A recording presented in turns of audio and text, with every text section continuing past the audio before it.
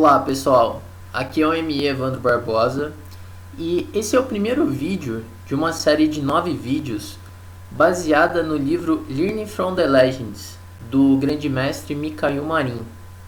Esse livro ele é separado em 9 capítulos e em cada capítulo o Marin escolheu um grande jogador, na maioria campeões mundiais, e para cada capítulo tem um tema com uma disposição de material.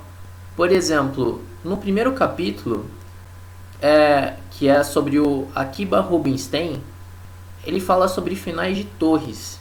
E esse é o tema da nossa videoaula. Então, nessa videoaula, eu vou mostrar os conceitos que eu consegui aprender com esse livro. E para mostrar um exemplo, nessa intro da videoaula, eu vou mostrar uma posição que o Rubinstein jogou contra o Emanuel Lasker, que era o atual campeão mundial na época. O Rubinstein ele não chegou a ser um campeão mundial, mas nessa época provavelmente ele era o jogador mais forte do mundo. Bom, então essa é a posição crítica. As pretas acabaram de jogar torre D1 e aqui como as brancas devem seguir. Bom, muitos jogadores fariam nessa posição torre F1, com a ideia de poder defender o peão de B2. Mas torre F1 já é um lance duvidoso nessa posição, porque é um lance muito passivo. Depois de torre F1, as pretas podem seguir com torre D2, e depois de torre B1, torre E2. E se agora a gente fizer uma avaliação da posição, é fácil perceber que a torre branca está muito passiva defendendo o peão de B2 e que o rei em G1 também está muito passivo, que ele está cortado pela torre. E a torre das pretas na sétima, ela compensa o peão a menos, porque o peão de E3 ele já está caindo já. Além disso, o rei preto ele tem uma maior mobilidade do que o rei de G1. Então, nessa posição, depois de torre D1 cheque, o Rubinstein seguiu com rei F2, sacrificando o peão de B2, então devolvendo um peão, que as brancas têm 2 peões a mais, mas assim ativando as peças. Então, seguiu torre D2, rei F3, torre B2 e agora torre A5, defendendo o peão de A2 e ao mesmo tempo atacando o peão de A7. E forçando torre B7. E aqui é um momento muito interessante que a gente pode usar uma avaliação que o Marin sugere nesse livro. A avaliação é o seguinte, que serve para os finais de torres. Para fazer essa avaliação, é legal a gente pensar em alguns elementos. Então, um deles é o rei, a atividade do rei. Então seria a atividade das peças, né? A atividade do rei e a atividade da torre. O outro é a material. Outro elemento, a vantagem de espaço. E um último elemento que são debilidades, né? De repente um peão fraco, um peão isolado, que pode ser uma debilidade no final. Então para cada elemento desse, o Marin ele dá um ponto. Então, se somando esses elementos, a diferença for de 2, por exemplo, nessa posição do diagrama, as brancas possuem um peão de vantagem e uma torre ativa. Então, são 2 elementos. E as pretas não tem nada para se orgulhar nessa posição, porque as peças estão muito passivas. Então, isso seria um 2-0.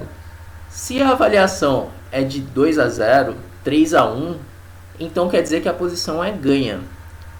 Então o jogador com técnica ele vai conseguir ganhar essa posição. Claro que essa regra não é uma regra infalível, mas ela pode ajudar bastante na hora de avaliar esse tipo de final. Bom, então depois de torre B7, as brancas fizeram um lance muito forte que é a torre A6.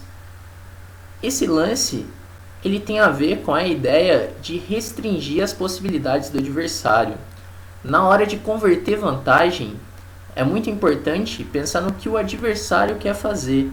Então prestar atenção nos recursos do adversário, para não dar nenhuma chance de contra-jogo. Então o torre A6 ele já limita a atividade da torre e a atividade do rei. Então as pretas vão ficar muito passivas agora. O preto só pode ficar passando lances. Então agora o plano das brancas é criar alguma outra fraqueza na ala do rei. Então as brancas vão ganhar espaço e assim tentar criar essa segunda debilidade. Então aqui as brancas fizeram E4, torre C7, H4, com a ideia de ganhar espaço na ala do rei, rei F7, G4, rei F8 e agora rei F4. E as pretas não conseguem parar o ataque das brancas na ala do rei. Então seguiu rei E7 e agora H5. E nessa posição o Lasker fez H6. Então aqui as pretas já cedem, né, alguma coisa. As pretas criaram uma debilidade na casa G6. Então aqui o branco já conseguiu a segunda fraqueza, né, a segunda frente. Mas era muito difícil pensar em algum outro lance para o preto nessa posição.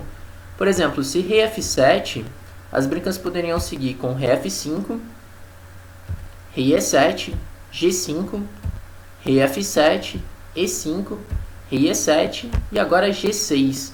E o branco consegue ganhar muito espaço e já começa a surgir temas táticos nessa posição. Por exemplo, torre E6 e no caso de rei D7, as brancas podem fazer um lance muito bonito aqui, que é torre F6, exclama duas.